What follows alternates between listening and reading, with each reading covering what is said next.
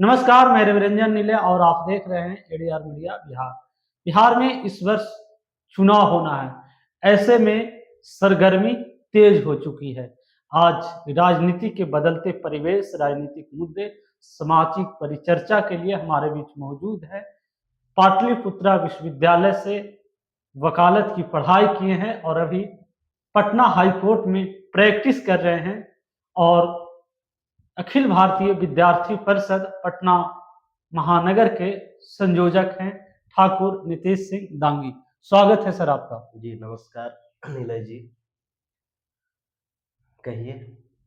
कैसे आप देखते हैं आप बिहार की जो वर्तमान पहले राजनीतिक पहले परिदृश्य है? पहले आपको बहुत बहुत धन्यवाद। आप इतने दूर से और हमारे गांव में आज आए हैं, क्योंकि हम भी गांव पर आज थे, पिछले दिन आए थे।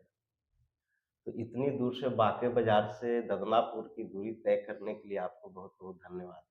और यह जानते हुए कि हम बिल्कुल आपके विपरीत विचारधारा से हैं, क्योंकि हम आपको लगभग करीब 8-10 वर्षों से आपको हम जान रहे हैं। जब आप गया कॉलेज में छात्र संघ का चुनाव लड़ा करते थे और आप बिल्कुल विपरीत, हमारे विपरीत विचारधारा की पार्टियों से आप चुनाव लड़ते थे। तो हम तो उस समय से आपको जान रहे हैं और आप भी काफ़ी जानकार व्यक्ति हैं। आप साहित्य के विद्यार्थी रहे हैं, सेंट्रल यूनिवर्सिटी से स्नातकोत्तर किया है आपने। साहित्य एक आईना होता है समाज का, तो साहित्य वालों से तो एक व्यक्तिगत तो लगाव होता ही है, क्योंकि उनमें पढ़ने की ललक भी होती है। तो आपको बहुत-बहुत धन्यवाद, आपने यहाँ आया है अपना बहुमूल्य समय निकाल कर के। बिहार में चुनाव होना है। जी। बिहार की राजनीतिक परिदृश्य क्या है, हुँ। इस पे थोड़ा सा प्रकाश डालें ताकि लोग समझ सके कि आने वाले चुनाव में क्या हो सकता है। देखिए, बिहार तो राजनीति की जननी ही रही है। लोकतंत्र का भी जननी बिहार ही रहा है और इसका कारण भी है, क्योंकि हम भूगोल का भी विद्यार्थी रहे हैं और भूगोल से स्नातकोत्तर भी हैं, उस विषय से नेट जेआरएफ भी हैं और उस विषय को हम सिविल सेवाओं के लिए पढ़ाते भी हैं। तो भौगोलिक परिदृश्य ऐसा रहा है बिहार का, इस माटी का, इतना उपजाऊ जगह रहा है ना कि बेगारी करके छींट भी दिया जाए धान के बिचड़ा को, तो अच्छी खासी फसल हो जाती है। तो यहाँ के लोग बैठ करके गाँव, कस्बा हर जगह बढ़िया से ताश खेलेगा लोग और सिर्फ राजनीति की बात, या कभी इसका बेटा, कभी उसका बेटा, कभी उसका बेटा के लोग चौक चौराहे पर बात करते रहते हैं। ऐसे में यहाँ से पेट के ऊपर का जो हिस्सा है ना, उनका खूब चलता है, माने माथा खूब चलेगा और पेट ऐसे हो जाएगा। तो बिहार की पृष्ठभूमि ही ऐसी रही है, इतनी उपजाऊ मिट्टी रही है जलोढ़ का, गंगा के मैदानी क्षेत्रों में, कि राजनैतिक रूप से काफ़ी ब्रॉड माइंड, या आप यह कहिए कि माइंड के स्तर पर काफ़ी ब्रॉड रहे हैं ये लोग, बिहारी। लेकिन जिम्नास्टिक ये नहीं बन पाएँगे, क्योंकि इनका लादा फेंक दे रहा है बैठे-बैठे, बेगारी कर रहे हैं, मेहनती उतना मेहनती, इट मीन्स कहने का मतलब वर्क हार्ड वर्किंग नहीं उतना हो पाएगा। दिमाग तो चला रहे हैं ना। दिमाग चलता है, दिमाग क्यों चल रहा है? आप 10 लोग के बीच में बैठ रहे हैं, आप चर्चाएँ कर रहे हैं, आप जैसे हमसे ही चर्चा कीजिएगा, आप 10 प्रश्न हमसे यदि आप पूछ रहे हैं, हम कुछ उसका उत्तर दे रहे हैं, कुछ आप क्रॉस क्वेश्चन करेंगे, तो माइंड सोचने पर मजबूर करेगा, तो वो माइंड बढ़ेगा ही। सामाजिकीकरण होता है चीज़ों का, यदि आप लोगों के बीच में होते हैं। तो बिहार में भी सामाजिकीकरण काफ़ी बड़े पैमाने पर हुआ है। तो इस प्रकार से यहाँ तो राजनीति की जननी रही है। अब है कि बिहार में वर्तमान परिप्रेक्ष्य में तो कहा जाता है ना कि गर्भावस्था से ही यहाँ के बच्चे पॉलिटिक्स सीख के आते हैं। पॉलिटी सीख के नहीं आते हैं, कानून सीख के नहीं आते हैं, पॉलिटिक्स सीख के आते हैं। जबकि एक सामान्य विद्यार्थी को पॉलिटी का ज्ञान होना चाहिए, कानून का भी ज्ञान होना चाहिए, लॉ की ज्ञान होनी चाहिए, लेकिन ये चीज़ें उतना नहीं होती है, लेकिन पॉलिटिक्स सीख के आते हैं। ऐसी स्थिति में बिहार में आप देखिए कि एक छोटे बच्चे से लेकर जिसकी भी आयु भी नहीं पूरा है मतदान करने की, उसके दिमाग में भी तरह-तरह के राजनीतिक पार्टियों के विषय में लगभग सारगर्भित ज्ञान होता ही है। तो बिहार में विभिन्न प्रकार की राजनीतिक पार्टियां भी चल रही है सत्तारूढ़ हो अभी या विपक्ष का हो, इसके अलावे अन्य पार्टियां अभी अभी वर्तमान समय में एक जनसुराज भी काफी मेहनत करके जुड़े हैं और देख रहे हैं कि लोगों के पास व्यक्तिगत अप्रोच में वो जुड़े हुए हैं। उनका उद्देश्य जो भी हो, उनकी प्रासंगिकता जो भी हो, लेकिन कहने का तात्पर्य यह है कि अलग-अलग पार्टियां, उधर आपको पप्पू यादव जी की भी पार्टी काफी संघर्ष कर रहे हैं। माने ये छोटे-छोटे दल जो अभी जिनकी अभी कोई अस्तित्व नहीं है बिहार में, ये लोग भी अपने दम-खम मेहनत लगाए हुए हैं। बाकी तो सत्ता वाले, विपक्ष वाले हैं ही, महागठबंधन, एनडीए तो है ही, वो तो अभी समझिए कि जीवंत पार्टी तो है ही। तो ऐसी स्थिति में मत का कटना और एक जातीय समीकरण भी बिहार का बहुत बड़ा मायने रखता है। बहुत बड़ा हम तो कहते हैं कि यदि जो प्रशांत किशोर जिस प्रकार के चर्चाएँ करते हैं कि जाति से उठ करके आप उनके जो उम्मीदवारी जिनको देने का प्रयास में हैं, वो आप देखिएगा कि लगभग-लगभग वही पैटर्न को फ़ॉलो कर रहे हैं, जो पहले से अन्य राजनीतिक पार्टियाँ करते आ रही हैं। मतलब बिना जाति के बिहार में राजनीति बिल्कुल, नहीं किया जा सकता। बिल्कुल नहीं। जैसे आप बुरुआ विधानसभा को लीजिए, इसको हम करीब से इसलिए बेहतर जानते हैं, क्योंकि ये हमारा ये विधानसभा है और हम यहाँ पर जन्मे-पले बढ़े हैं। तो जनसुराज से यहाँ की जिनको उम्मीदवारी घोषित करने की बात चल रही है, जो बहुत आगे हैं, वो उसी समाज के लोग हैं, जिस समाज से भाजपा टिकट देते आई है, जदयू टिकट देते आई या इस विधानसभा से लगभग उम्मीदवारी या जो जीतते कैंडिडेट आई है, जो दांगी समाज से संबंध लोग रखते हैं, उन्हीं को है। अन्य जगहों पर भी जनसुराज का वही स्थिति है, जो आपको भाजपा और या एनडीए और महागठबंधन की है, या महागठबंधन में जो कांग्रेस की पॉलिसी शुरू से रही है वो। ये सब कहने का तात्पर्य है कि आप बात करना और टिकट आवंटन करना, आप जनसुराज कोई बढ़ई को उतार के देखे यहाँ? गुरुआ मतलब विधानसभा कथनी में? और करनी में अंतर हो जाता है। एकदम बिल्कुल, आपको कहने का जो सलीका है, जो पढ़ा-लिखा विद्वान व्यक्ति होता है, जनसुराज के जो कर्ता धर्ता है प्रशांत किशोर जी, विद्वान व्यक्ति हैं। प्रशांत किशोर पांडे जी, देखिए वो जो भी हो, उनका नाम प्रशांत किशोर है तो हम ज़बरदस्ती पांडे नहीं लगा सकते हैं। लेकिन यदि वो उस समाज से संबंध रखते हैं तो उनका गौरव का विषय है। हर समाज, यदि हम जिस समाज से संबंध रखते हैं तो हमारे लिए वो गौरव का विषय है और हम उस कुल में गर्वान्वित भी महसूस करते हैं और सबको करना भी चाहिए। कोई भी समाज छोटा या बड़ा नहीं होता है। तो आप किस समाज से आते हैं?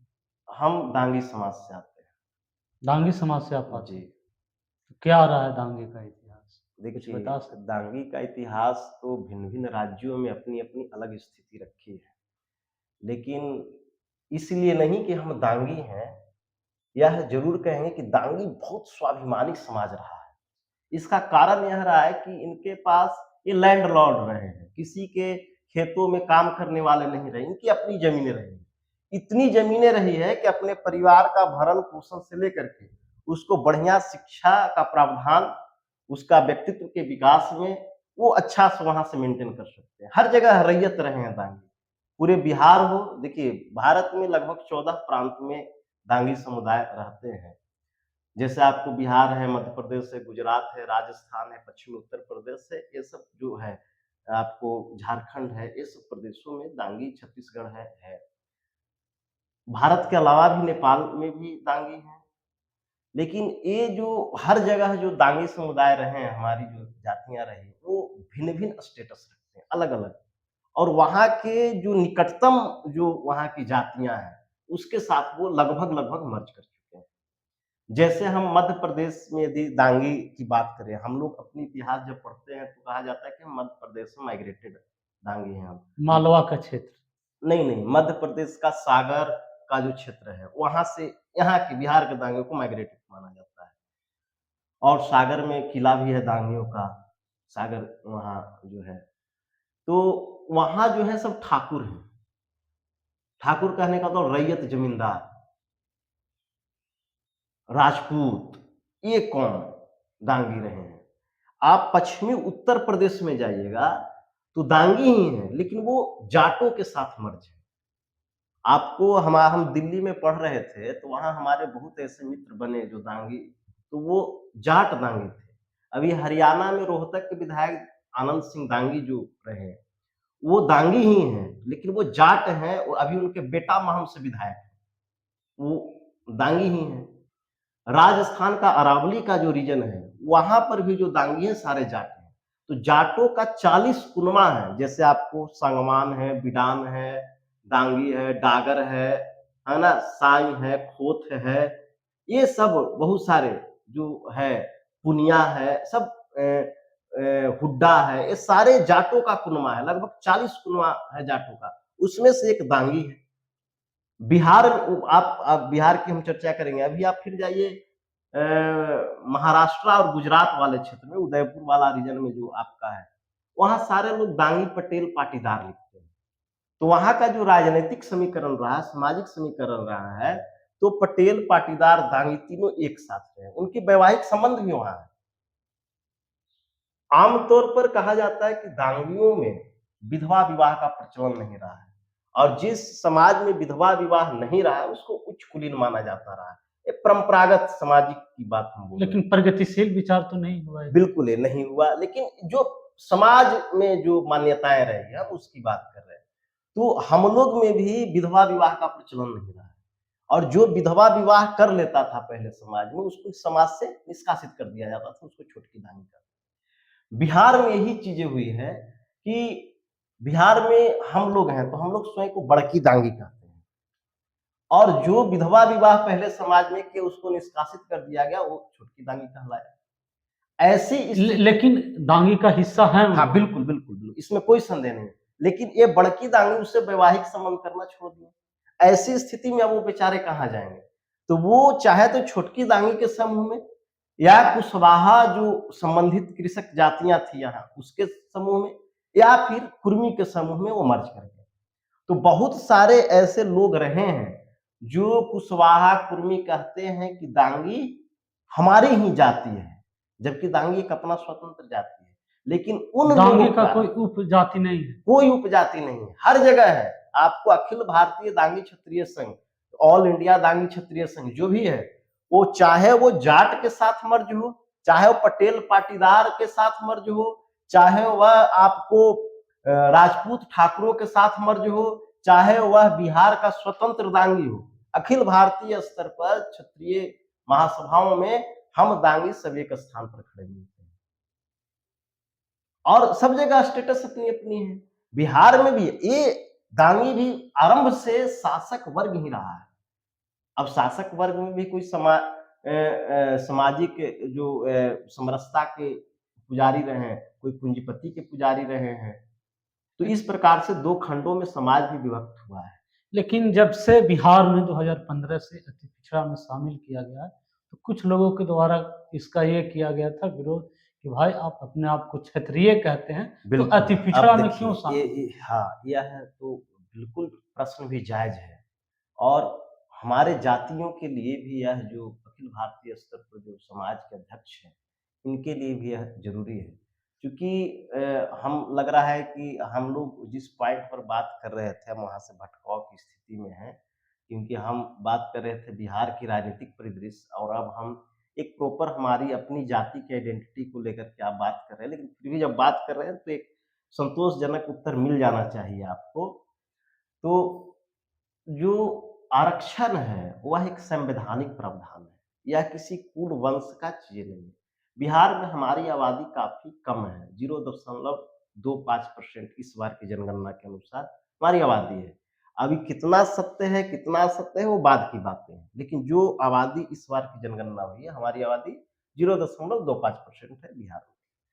अब है कि यह कमजोर जात है या मजबूत, तो देखिए ये हमारे समाज के भी कुछ लोगों की गलतियां रही है, यह कभी कमजोर समाज रहा ही नहीं है। आपको हम एक छोटा सा शॉर्ट में इतिहास बता दें समाज का, बिहार के राजनीतिक परिदृश्य में और सामाजिक परिदृश्य में। हमारा घर ददनापुर में है, हम अपने घर से पहले चलते हैं। हमारे घर में हमारे दादाजी 1942 में मैट्रिक पास किए थे, उसमें परैया प्रखंड हुआ करता था। गिने चुने लोग, दांगी ही नहीं, ब्राह्मण, भूमिहार, राजपूत, लाला, कायस, जितने भी जातियां थी उनमें गिने चुने लोग उस समय मैट्रिक पास थे। और पहले सर्वोदय विद्या पहले देकुली मध्य विद्यालय की स्थापना किए। एक मथुरापुर के राठौर जी थे, एक उधर नदिया के किनारे एक गांव है जी, गोड़ा के बगल में कौन गांव है, मंझार, एक थे कुशवाहा जी, एक हमारे दादाजी, ये तीनों मिल करके एक स्कूल की स्थापना की मध्य विद्यालय। वहां हेडमास्टर कोई दूसरा कोई आया, सन की आदमी थे, स्वाभिमानी, कहें कि हम यहाँ नहीं रहेंगे। इसके बाद सर्वोदय विद्या मंदिर गुरारू जो है उच्च विद्यालय, वहां इन्होंने शिक्षण का कार्य किया। फिर बगल में बहुत दिन बाद यहीं के बगल में वो कुशवाहा जी है इंदिल गांव में, वहां की इन्होंने फिर ले गए, उनको फिर बनवाया वहां का शिक्षक। तो इस प्रकार से जो क्रम रहा कि उस समय कोई नहीं, अन्य समाज में भी आप देखिएगा कि घटेरा जो स्कूल है वहां अचुकी गांव है, वहां के राम लखन सिंह भी टीचर हैं, रहे, अभी रिटायर कर गए हैं कब के ही, उनके पिताजी उस समय शिक्षक रहे। यानी कि आप शिक्षकों की लॉबी देखिएगा, जहां भी यह समाज रहा है दांगी, लगभग हर जगह ज्ञान को सिंचित करने वाला, पोषित करने वाला और एक संस्कृति का वाहक रहा है यह समाज। कहीं कहीं हर जगह, लगभग जगह जहां रहा है वहां के स्कूल भी दांगियों की जमीन में बने हुए हैं। परैया का सुकुचांगन दांगियों के जमीन के साथ साथ स्कूल का निर्माण करता दांगी समाज के लोग रहे हैं। दक्षिण में आप जाइए, मखदुमपुर बेल्ट में जाइए, धनगांवा में जाइए, वहां तो दांगी विद्यालय का नाम ही दांगी से लिखा हुआ है। और किसान कॉलेज सोरसराय आपको नालंदा जिला में है। रामबरन बाबू पाली के ही गुरारू से टेकारी की ओर जाइएगा तो पाली गांव है, वहां के रहने वाले, वो आजादी के पहले बीएचयू से पीएचडी थे, बहुत बड़े स्कॉलर, पाली के रहने वाले, पाली के रहे, रामबरन सिंह नाम था उनका। और वो हमारे पापा के जो मामा जी हैं उनके ससुर रहे। और वो सोरसराय कॉलेज की स्थापना, जो किसान कॉलेज है सोरसराय में, उनकी स्थापना वो की। और उनके पुत्र भी वहां फिर प्रोफेसर रहे, उनकी बहू भी प्रोफेसर रही, फिर उनके बेटी महिला कॉलेज में प्रोफेसर रही, उनके दामाद रहे, वही दामाद भी रहे सोरसराय में प्रोफेसर किसान कॉलेज में, उनके बेटा आईएएस रहे, एक बेटा साइंटिस्ट रहे इनके, जो उनके दामाद के मैंने हमारे पिताजी के जो मेरे भाई हैं वो एक आईएएस है, एक साइंटिस्ट है। तो हर जगह जो एजुकेशन का आप सेक्टर देखिएगा और विद्यालयों के निर्माण देखिएगा आरंभ समय में, अभी की बात, अभी तो सब लोग आधा लोग जितने भी सब पढ़ रहे हैं और अच्छी बात है, समाज का ग्रोथ होगा, लेकिन ये वर्ग शासक कम्युनिटी रही है, संस्कृति का वाहक रहा है और बड़ा शांत प्रवृत्ति का। विद्यालय की स्थापना कर देने से आप शासक हो जाइए। शासक नहीं, कहने का तात्पर्य हुआ कि हम शासक नहीं है तो हम शोषित भी नहीं रहे, हम संतुलित रहे। हम क्या बोले, स्वाभिमानी जात रहा, हमने किसी को नुकसान नहीं पहुंचाया। और क्षत्रिय का यदि आप तात्पर्य ढूंढते हैं तो क्षत्रिय का तात्पर्य यह होता है कि हम अपने से नीचे वाले को, चाहे वह धन से कमजोर हो, बल से कमजोर हो, राजनीति से कमजोर हो, उसको हम संरक्षण देंगे। और हमसे जो मजबूत है, जो इसको हानि पहुंचा रहा हो किसी भी रूप में, उससे हम लड़ेंगे, या हमारे समकक्ष हो या हमसे मजबूत हो, हम उससे लड़ेंगे और अपने से नीचे वाले को संरक्षण देंगे। क्षत्रिय का तो यही मूल धर्म है। क्षत्रिय का ही धर्म थोड़ा है कि गरीब गुरबा को हम दबाएंगे। जहां जहां दांगी समुदाय जिस गांव में है, वहां का दलित वंचित संपन्न है, समृद्ध है। आप एक गांव आप पूरे बिहार प्रदेश में बता दीजिए कि जहां दांगी है और वहां का कोई दलित वंचित समृद्ध नहीं हो। हर जगह कोई ऐसा जगह नहीं है और सबको पोषित किया है यह समाज। अब है कि ऐसी स्थिति में दांगियों का राजनीतिक इतिहास क्या रहा है, तो राजनीतिक इतिहास भी गरिमामय रही। जब कांग्रेस की सरकार हुआ करती थी तो बहुत जगह पर जो पहले, अब समझिए कि 0.25 अभी है आबादी, पहले तो और कम। और वैसे स्थिति में इमामगंज विधानसभा से पहले विधायक दांगी रहे। कांग्रेस विधानसभा नहीं, सरघाटी विधानसभा, सरघाटी उस समय हुआ करती थी, बिल्कुल, इमामगंज तो बाद में बना है, वहां से रहे हैं आपको जगलाल बाबू। इसके बाद उनको मगध का गांधी से नवाजा था, बड़े कद्दावर लीडर। उनकी पत्नी भी बाद में चुनाव में आई थी, हालांकि उनको पराजय का सामना करना पड़ा था, लेकिन यदि 2 बार टर्म में कांग्रेस जैसे एलीट क्लास की पार्टी टिकट दे रही है सत्ता पक्ष का, तो बहुत बड़ा चीज होता है। इसके बाद आप बांका में जाइए, उस समय महिलाओं की स्थिति दांगी समाज की इतनी मजबूत थी कि उस समय पूरे बिहार प्रदेश की राजनीति में महिला अध्यक्ष कांग्रेस की हुआ करती, सत्तारूढ़ दल की दांगी शकुंतला देवी जी, शकुंतला सिन्हा उनका नाम था, वो रही और वहां से सांसद ही पहले रही। पहली बिहार की महिला अध्यक्ष कांग्रेस की आजाद भारत में वही थी, वो दांगी समाज से संबंध रखती थी। इसके अलावा गनौरी बाबू हो गए, उपेंद्र नाथ वर्मा हो गए, ऐसे बहुत लीडर है। वो तो पक्ष के, इधर विपक्ष में आई उपेंद्र नाथ वर्मा जी को देखिए, उस समय वो पीएचडी स्कॉलर थे, गैर कांग्रेसी पहली बार शिक्षा मंत्री रहे और उन्होंने लगभग 2 विश्वविद्यालय 22 डिग्री कॉलेज बनवाया, भगवतिया देवी जैसे लोगों को राजनीति में लाया पहली बार। जगदेव बाबू का भी एक नाम आता है। जगदेव बाबू अपने पोटेंशियल के हिसाब से दलितों, वंचितों, शोषितों के लड़ा, वो नहीं बोला कि हम शोषित हैं, और उन्होंने नारा दिया 100 में 90 शोषित है, धनधरती के राजपाट में 90 भाग हमारा है, 10 का शासन नहीं चलेगा, नहीं चलेगा। उन्होंने अपनी राजनीतिक लॉबी एक विपक्ष में तैयार करके कांग्रेस के विरुद्ध में लड़ा और वास्तव में वो पोटेंशियल उनमें थी, एक सक्षमता दांगियों में थी, खून में है पोटेंशियल, और उन्होंने लड़ा और अपनी एक बढ़िया विरासत खड़ा किया। वो अपने राजनीति वे कर रहे थे और दलितों के लिए लड़ रहे थे, वंचितों के लिए लड़ रहे थे। उन्होंने ही नहीं कहा कि हम ही शोषित हैं, लेकिन उनका प्रभाव समाज में इस ढंग से चला गया कि जो उस समाज का भी व्यक्ति था वो स्वयं को शोषित घोषित कर लिया और शोषित शोषित शोषित शोषित चिल्लाने लगा, और इतना चिल्लाया शोषित शोषित कि वो आज वास्तव में राजनीति में शोषित हो गया है। वास्तव में चमार, दुसाध, भुइया, मलाह, सबको मुसहर, सबको राजनीतिक संरक्षण देने वाला, राजनीतिक उपलब्धि में लाने वाला बिहार में जो समाज रहा है, वह समाज आज इन्हीं लोगों के बनाए गए पार्टियों में टिकट के लिए भीख मांग रहा है। तो परिवर्तन तो संसार का नियम है। यह बिल्कुल परिवर्तन संसार का नियम है, लेकिन इतना भी परिवर्तन नहीं हो जाना चाहिए। ये इसमें दूसरे की गलती नहीं है। हम क्या बोले, समाज का सामाजिकीकरण ऐसा हो गया, खुद को इतना शोषित शोषित चिल्लाया कि इसके जीन में शोषित वाला गुण घुस गया। जब तक के स्वयं को क्षत्रिय मान रहा था, और आज भी ये क्षत्रिय हमारे जैसे लोग मान रहे हैं, पोटेंशियल हैं, और बहुत लोग, आपको एक व्यक्ति का नाम बता रहे हैं, गुरुआ से थे, रामचंद्र बाबू, और कद्दावर लीडर रहे हैं। उस समय, जिस समय सामाजिकीकरण, आज इतना डिजिटल एज भी नहीं था, उस समय वो निर्दलीय विधायक बने थे। और विधायक कोई एक जाति से नहीं बनता है। हम दांगी हैं तो दांगी कोई एक कल्ले को विधायक, आपकी आबादी कितना है जी? 0.25% आबादी वाला यह समाज 60-70 के दशक में राजनीतिक ध्रुव हुआ करता था। 90 के दशक तक यह राजनीतिक ध्रुव बना रहा, पूरे बिहार का केंद्र बना रहा।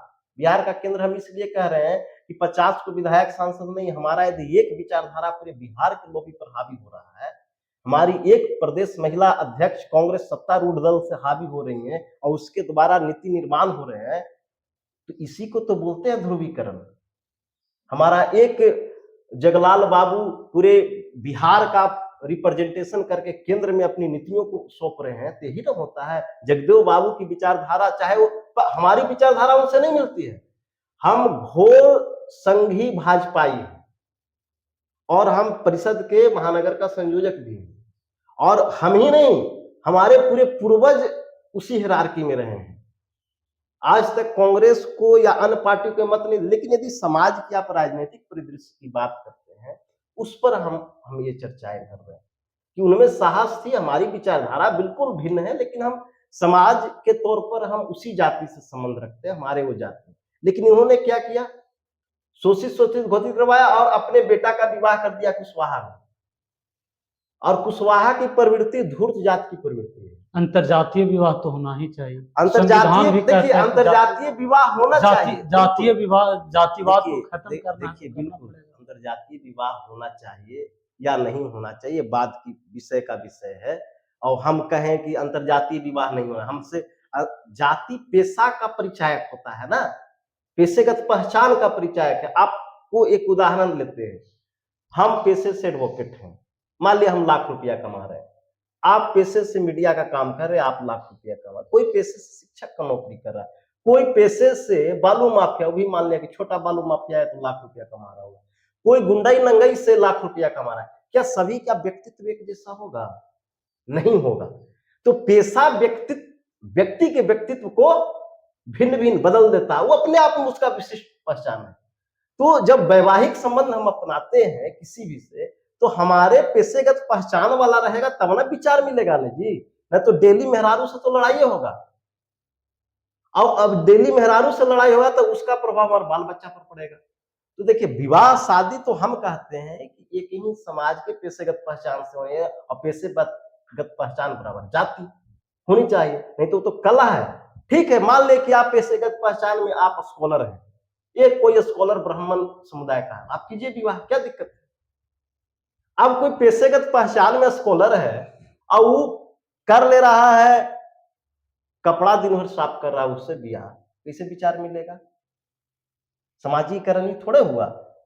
समाजीकरण, आप भी स्कॉलर है, अगला भी स्कॉलर है, कर लो भैया बियाह, पेशेगत पहचान मिल रहा है। तो पेशेगत पहचान मिला था उनका जगदेव बाबू को, उनके जो जिनको ला रहे थे वो भी पढ़ी लिखी महिला थी, और वो ब्याह सुचित्रा सिन्हा से अपने बेटे को कर दिए, वहां तक तो ठीक है। लेकिन उनका बेटा घर जमाई बन गया, नागमणि जी घर जमाई बन गए। घर जमाई बनने का तात्पर्य हुआ कि उनकी विचारधारा उन्हीं की पेशेगत पहचान में हावी हो गई, उनका अपना पेशा ही भूल गए कि हम अनाज उगाने वाली जाति हैं, और कुशवाहा सब्जी उगाने वाली जाति है। और सब्जी उगाने वाला जाति का पहचान क्या होता है ना, एक एक दो रुपया, एक एक रुपया वाला गिनने वाली होती है। अब देखिए, खेती के फसलों के आधार पर भी जातियों का वर्गीकरण है। कोई अनाज उगा रहा है, कोई सब्जी उगा रहा है, कोई अनाज उगा रहा है, कोई आम के बागान उगा रहा है, कोई चाय के बागान उगा रहा है, सबका अंतर होगा ना जी। पशु रखने के प्रवृत्ति पर भी जातियों का वर्गीकरण है। कोई सांप पाल रहा है, कोई बकरी पाल रहा है, कोई भेड़ी पाल रहा है, कोई गाय पाल रहा है, कोई भैंस पाल रहा है, कोई घोड़ा पाल रहा है, कोई हाथी पाल रहा है। तो सबके पालने की हैसियत के हिसाब से जातियों का वर्गीकरण है। भारत अब में आप ऐसा हाथी है। पालने वाला को बकरी पालने वाला के साथ कहिए कि अरे देखो यू पशु पाल के है, दोनों कैसे मर्ज कर जाएगा? अब हम अनाज उगाने वाले को कहिए कि सब्जी उगाने वाला भी एक ही जात है, फूल उगाने वाला भी एक ही जात है, कैसे हो जाएगा? संभव ही नहीं है। तो इस प्रकार से आप किसी भी जातियों को एक दूसरे में मर्ज जबरदस्ती नहीं कर सकते हैं, और जबरदस्ती करते तो राजनीतिक रूप से चलो भाई एक हो सकता है, पशुपालक, कृषक, एक सब संगठन का तो हाँ, निर्माण कर बिल्कुल सकते हैं ना, बिल्कुल, एक राजनीति हाँ, करने के लिए बिल्कुल बड़े स्तर हाँ, पे। तो ये राजनीति, यही निर्माण जगदेव बाबू ने किया, यह निर्माण जगदेव बाबू ने किया पिछड़ों दलितों। लेकिन क्या हुआ कि जो इनके समाज थे ना, उसमें घुस गया उस विचारधारा में, और बाकी लोग जो था वो इसका राजनीतिक उपयोग कर लिया, और वह राजनीति में आज स्थापित हो गया, और इनके समाज का बहुत बड़ा हिस्सा आज भी उसमें घुसा हुआ है। 100 में 90 शोषित, अरे भैया जो 100 में 90 शोषित था वो तो अब शोषक हो गया, और तुम जो शासक थे ना वो बन गए हो शोषक, शोषित बन गए हो। आप शासक थे, आपने सबको राजनीतिक रिप्रेजेंट किया, आप शासक थे, तब तो जगदेव बाबू शासक थे, तब तो सबको राजनीतिक रिप्रेजेंटेटिव किया जी, सबको आगे लाया। और जो उसके समाज वाला उसमें घुसा, तो बाकी जिसको लाया हुआ है राजनीति में हावी है, सत्ता चला रहा है, विपक्ष में बैठा हुआ, विधायक सांसद मंत्री बना हुआ है सब, और उसके समाज वाले लोग उसी में घुसे हुए हैं अभी तक, और उसके नाम पर राजनीति कर लिया। तो कहने का तात्पर्य है कि जब तक आप शासक हैं, तो जो आरक्षण की आप बात कहा आपने, अति पिछड़ा का, एक राजनीतिक उपलब्धि रही है हमारी, इसको हम राजनीतिक उपलब्धि मानते हैं, ये नहीं मानते हैं कि कमजोर है। लेकिन हम इसके एवज में हमारी अपनी जो है आइडियोलॉजी, हम ईबी सीख से अच्छा हमको जनरल में जाना अच्छा, हमारी आपकी आंदोलन व्यक्तिगत राय है। व्यक्तिगत नहीं, यही होना भी चाहिए था। जनरल में जाना हमारे लिए ज्यादा कारगर होता है। हमारी आबादी 0.25 है, हम ब्राह्मण भूमिहार से भी कम आबादी रखते हैं बिहार में, और जिस जनरल कैटेगरी में जो आंकड़ा तय किया गया है ईडब्ल्यूएस का, हमारी पूरे समाज ईडब्ल्यूएस का लाभार्थी होता है। आप ईबीसी में क्यों जा रहे हैं? प्रतियोगी परीक्षाओं में बेहतर परिणाम के लिए। एक अनुमानता यह है कि हमारे युवा प्रतियोगी परीक्षाओं में बेहतर जगह जाए, क्योंकि ये शुरू से पढ़ाकू समाज रहा है, सबसे अधिक लाला के बाद पूरे बिहार में कोई पढ़ने वाला समाज है और नौकरी पेशा में सरकारी सेवाओं में जाने वाला कोई समाज प्रतिशत की दृष्टि से है तो है हमारा दांगी समाज, जो हम हैं, बड़की दांगी लाला जाति। अब बताइए, इतने बिहार को एक लाला जाति है, बिहार में हर जगह है, उनका ऋणी है पूरा बिहार समाज, लेकिन फिर भी वो अपने आप को दम्भ नहीं भरता है। और औने पौने जो इधर उधर से लूट खसोट करके आया वो स्वयं को दम्भ भर रहा है कि हमने बिहार को ये दिया वो दिया। तो जातियों की यदि बात करें तो जो सम्मान के योग हैं जातियां, उनको तो सम्मान करना ही पड़ा है। ब्राह्मणों ने त्याग किया, उसको सम्मान करना पड़ेगा आपको। लाला ने आपको दिया, बिहार के जनक जो कहलाते हैं सच्चिदानंद सिन्हा। सचता लाला समाज से थे। आपको जेपी जी लाला समाज से, जिनके आंदोलन से कई राजनेता निकले। आपको पहले राष्ट्रपति बिहार जो दिया लाला समाज से रहे हैं, तो लाला का तो ऋणी है बिहार समाज। कायस्थ जिसको बोलते हैं। हाँ, कायस्थ भी आप श्रीवास्तव जी, टाइटल लगा। बहुत सारे है टाइटल उनका, श्रीवास्तव है, वर्मा है, सिन्हा है, सक्सेना है, माथुर है ना, उनके बहुत सारे सरनेम हैं अलग अलग जगहों पर। ठीक है, काटो। आपको